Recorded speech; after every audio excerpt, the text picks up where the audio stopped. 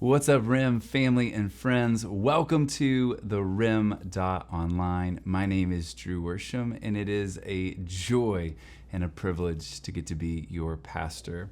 And I wanted to take a second and tell Soul thank you so much for setting up our time together. And as she mentioned, starting tomorrow, my wife and I will be on an 8-week sabbatical. And I want to kind of preface and share a little bit of our story and kind of how we got to this place. Watching the news these last 2 years, and really beyond that, but especially this last year and a half or so, so many spiritual Christian leaders, pastors that have stepped away from their calling, stepped away from the church, and many even stepping away from their faith.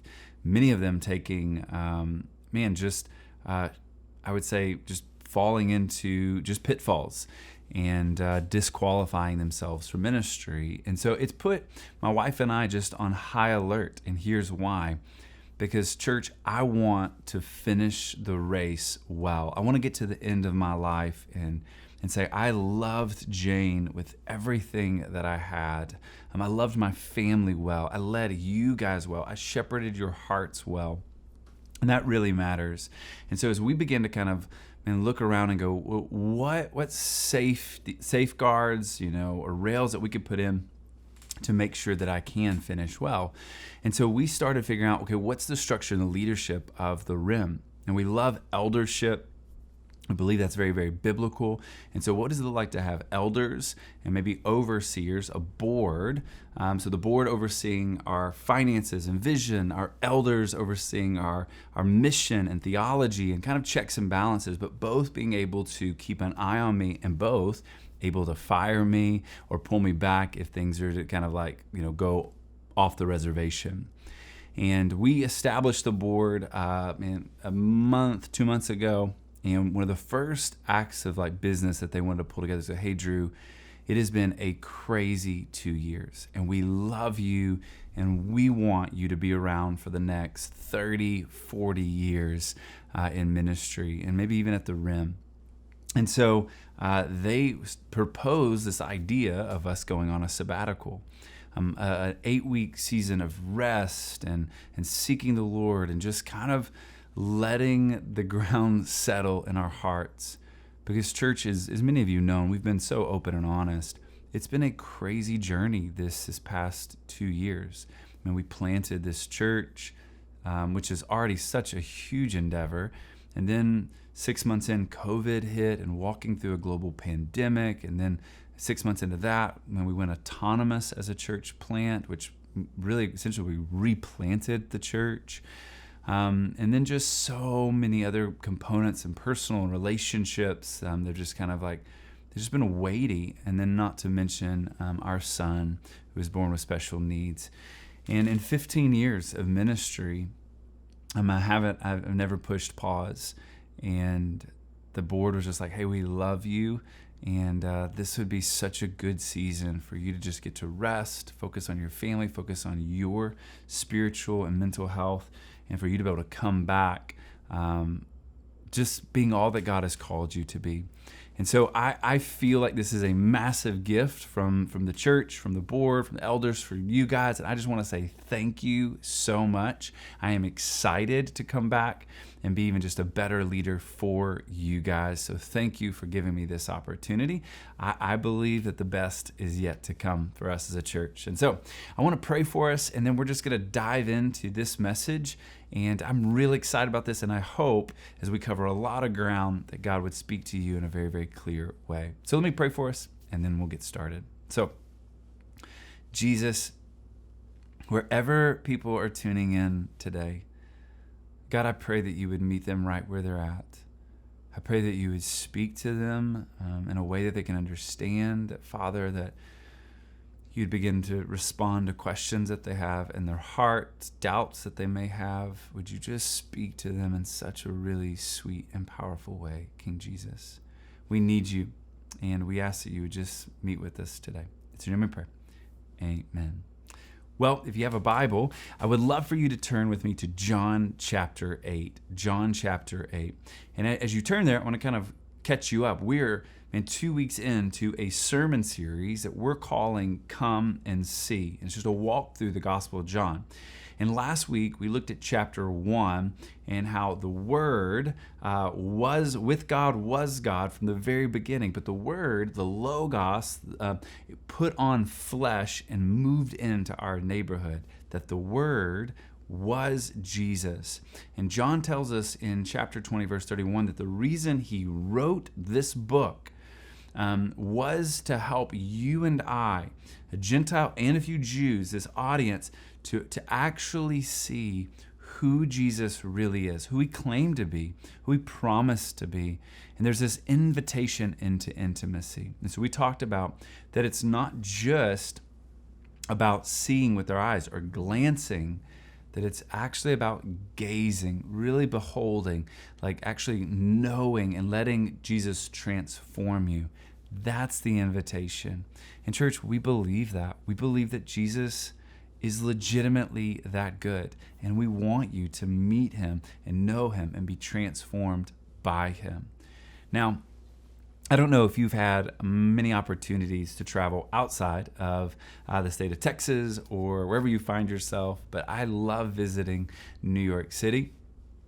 And it inevitably, every trip to New York City, you get bumped into someone who is selling a version of a Nike shoe or a Louis Vuitton purse or a Rolex, and they're selling it for amazing prices, to the point where you're like, this is too good to be true, right? Like, some guy on the street's not gonna approach me with this Louis Vuitton bag and give it to me at this price if it's legitimate.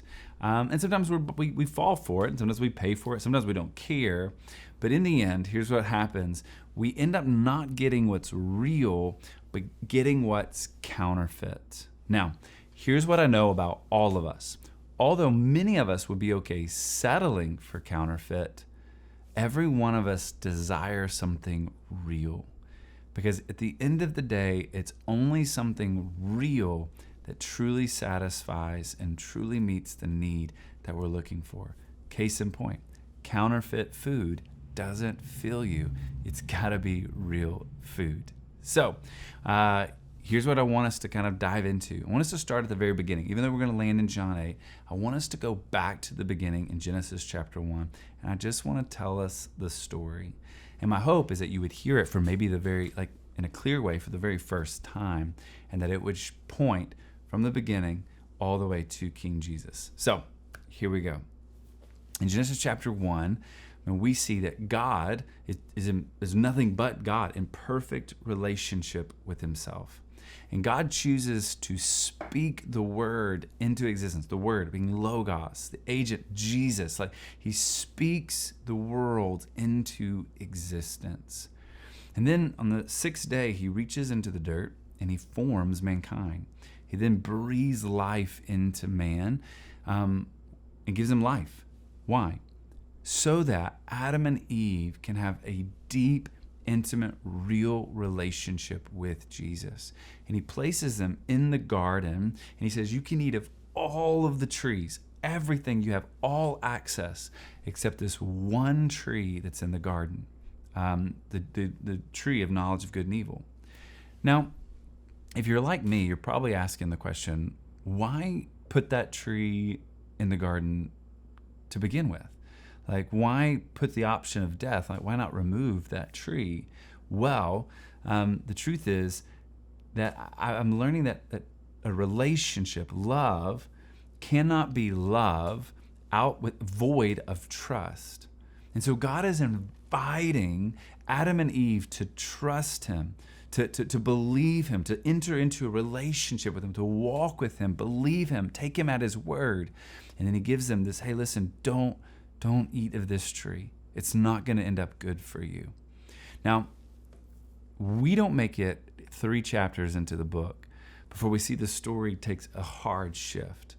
The serpent enters into the garden and approaches Eve and begins to whisper lies and makes these counterfeit promises.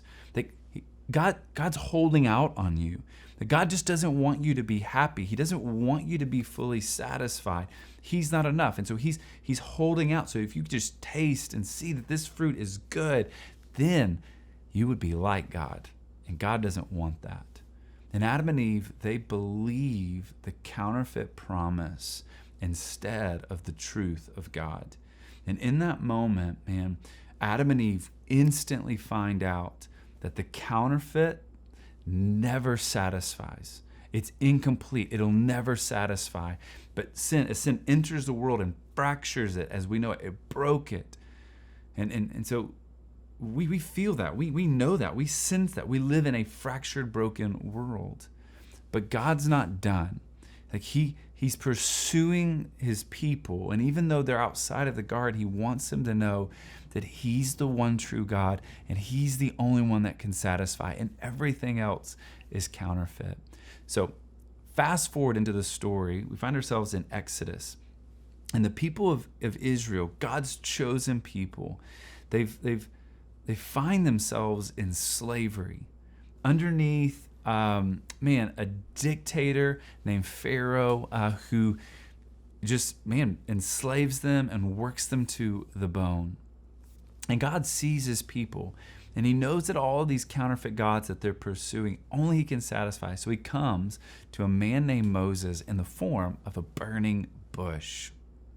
And he tells Moses, he says, I'm going to use you to free my people. You're going to go to Pharaoh, and you're going to tell him to release him. I'm going to use you, man, to abolish slavery for my people so they can enter into a land that I promised. And Moses asks this question. He goes, hey, like, who am I supposed to say that sent me? What's your name? And this is God's response. It says in Exodus 3:14, it said, God replied to Moses, I am who I am. This is what you are to say to the Israelites. I am has sent me to you. So God gives Moses this name, I am, and which feels so incomplete. That's so weird, like for you and I as Americans and as English speakers. But what God is communicating is a couple of things, but I want to highlight two. One is that he can't be defined by simply words. And two, that he is the source of whatever it is that you're longing for. And so if you're longing for love, God is saying, I am that love. If you're longing for satisfaction, he's saying, I am the only one that can satisfy you. I am the one that completes you. I am the one that restores you. I am the one that forgives you. Man, he's communicating to you and I that he is the only one that is not counterfeit, that he's the only one that can satisfy. That even, watch this, he's saying everything else that we pursue in life is a counterfeit God. Now, just fun fact, when Moses goes to Pharaoh and tells him to let my people go, Pharaoh's super stubborn. And so God sends 10 plagues. And this is why 10. I've always wondered. So at this ancient Egypt, in this time, the Egyptians had 10 gods, 10 primary gods. And if you can imagine them a lot like a pyramid or like bowling pins. And each one of them, if there were 10 of them, represented an Egyptian god. And each one of these Egyptian gods was represented by an animal. Each plague is ticking off each one of these gods. That the last and final God, the main God, is Ra, the god of sun, the sun god. He's represented by a ram. And so that when God comes to his people, he tells them that you're going to take a ram or a lamb and you're going to slaughter it, and you're going to take the blood and you're going to sprinkle over your door so that when the death angel comes by, it'll pass if it sees the blood. And I want you to think about this. As an Israelite, like, you know that you are making a mockery of all of these gods. Do you know that if your God doesn't come through tonight, if he isn't who he says he is, and your whole family's dead tomorrow morning.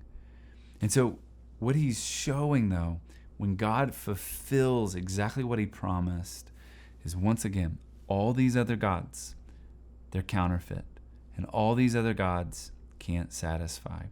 Now, this is at the very beginning of the Bible. When we jump ahead here into the New Testament to John chapter 8, we're going to see something really, really cool happen. Okay? And here's what it says. We'll start in verse 52. Okay? 52, Jesus is getting in kind of a heated conflict with some Pharisees, and they're accusing him of being a demon, of being just a liar, a blasphemer, just throwing rocks. They're trying to do whatever they can to totally disregard, what Jesus is saying about himself. So then it says in verse 52, then the Jews said, now we know you have a demon. Like Abraham died, and so did the prophets, and you said, if anyone keeps my word, he'll never taste death. Are you greater than our father Abraham, who died, and the prophets died? Who do you claim to be? In verse 54, I glorify myself, Jesus answered. My glory is nothing. My Father, about whom you say he is our God, he is the one who glorifies me. You do not know him, but I know him. And if I were to say I don't know him, I would be a liar like you. But I do know him, and I keep his word.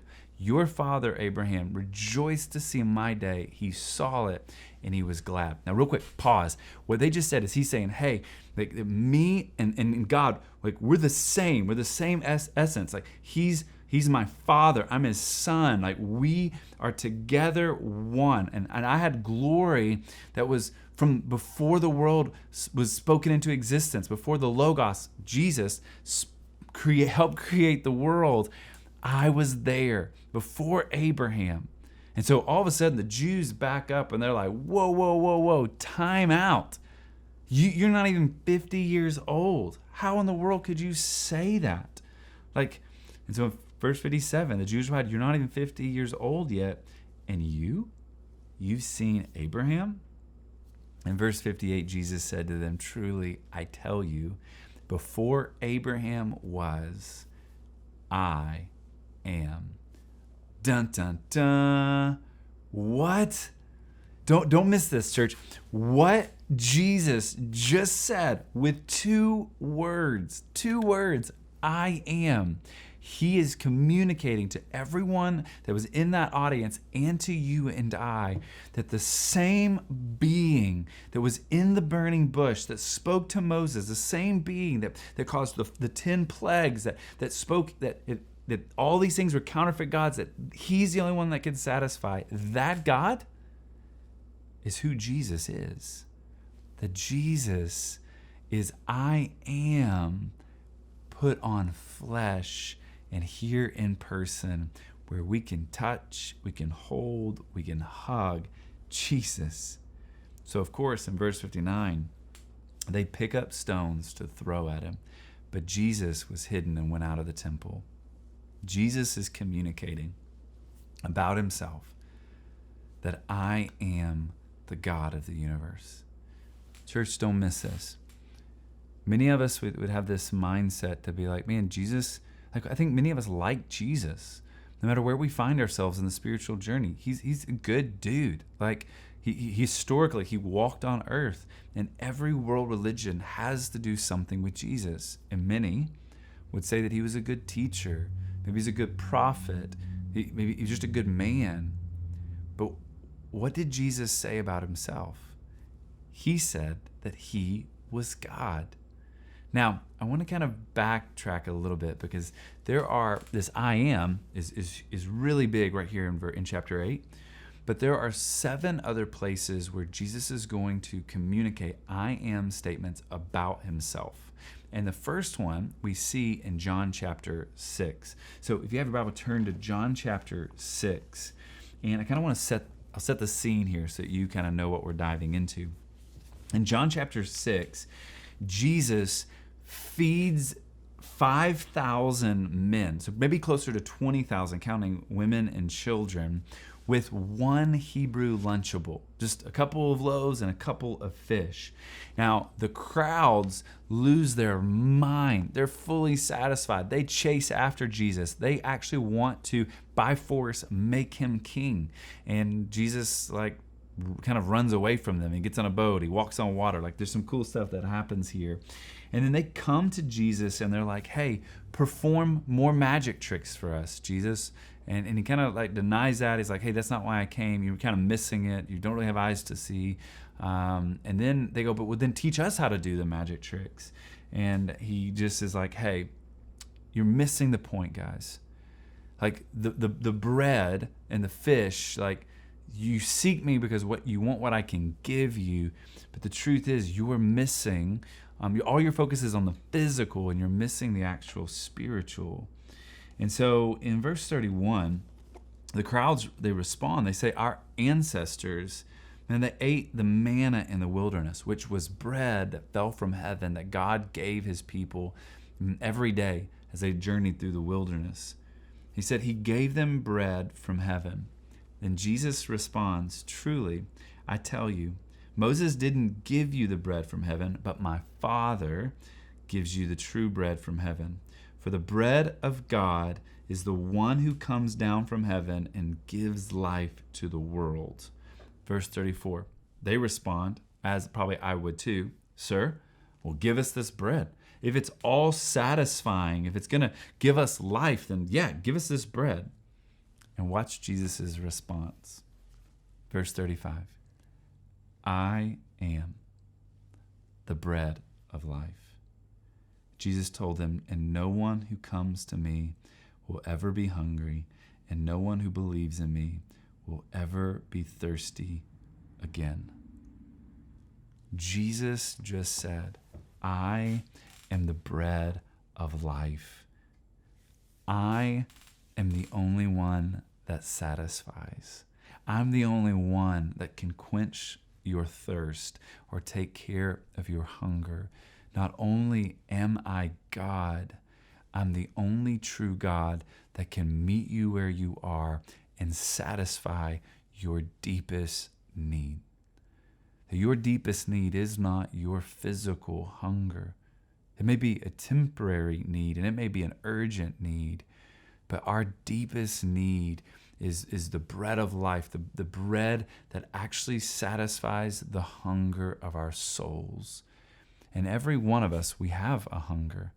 Every one of us, we're trying to fill that with whatever the world has to offer. Maybe it is physical food. Maybe it's relationships. Maybe it's sex. Maybe it's shopping. Maybe it's drinking. Maybe it's a happy life, or it's the American dream. Every one of us is looking for something to satisfy us, to complete us. And Jesus is saying, I'm it. You can search the whole world over. I'm the only one that will complete you and satisfy you. Now, Jesus is going to go on and he's going to make 7 other statements. I am statements. He says, I am the bread of life. He'll say that he is the light of the world, that I am the door. I am the good shepherd. I am the resurrection and the life. I am the way, the truth, and the life. I am the true vine. He makes these 7 statements, which goes back to John's obsession with the number 7, the number of completeness and fullness. Now, I want to show you something, and this is really, really powerful. Jesus isn't the first one to make these statements. That statement, I am the bread of life, that statement's been made before. It's been made for by some pagan gods, these Gentile Greek gods. Each one of these statements has been. And so Jesus, this is interesting, just like the 10 plagues, going after the false gods, Jesus is going to now attack not the Egyptian gods, but the Greek gods. And so he says, so bread of life, okay? This would have probably more than likely been heard by Ceres, which is the god of provision, the god of grocery. This is actually fun fact where we get our word cereal from Ceres. He claimed to be the bread of life. And so Jesus just confronts this pagan, counterfeit God, and he says, no, Sirius isn't, he's not the bread of life. He's not the one that satisfies. He's not the one that completes. I am the bread of life. When he said, I am the light of the world, this was probably Apollo, which was god of the light and god of sun and underworld and mystery. The Greek gods get super weird quick. And definitely Apollo would have said, I am the light of the world. So Jesus is confronting this Apollo myth, and he's like, no, he's a counterfeit God. He's not the light of the world. He doesn't show people truth. I am the light of the world. Or I am the door or the gate. This was probably Janus, which was the two-faced god and of transition. And so it's kind of like the god of doorway, as many people think. This is where actually we get the word January. Our month is named after Janus, and the reason is because January is the new year. It's the transition, the doorway into the next year. And so this is him saying, I'm the doorway. Like I lead you into the path of life. I am the doorway into the next. So Jesus is confronting, once again, another counterfeit God. Or I'm the good shepherd. This was probably Pan, who is the god of the flocks and fertility. And he's saying, no, he's not the all-satisfying. He's not the one that's going to complete. He's not the one that's going to lead you. Counterfeit. I am the good shepherd. I am the resurrection and the life. This is Asclepius, which is, he was Apollo's son, and the folklore and the legend goes that he was sent to these centaurs who taught him medicine, and he's become a symbol of medicine. But also that they teach him, like they kill him and raise him from the dead so that he has this power.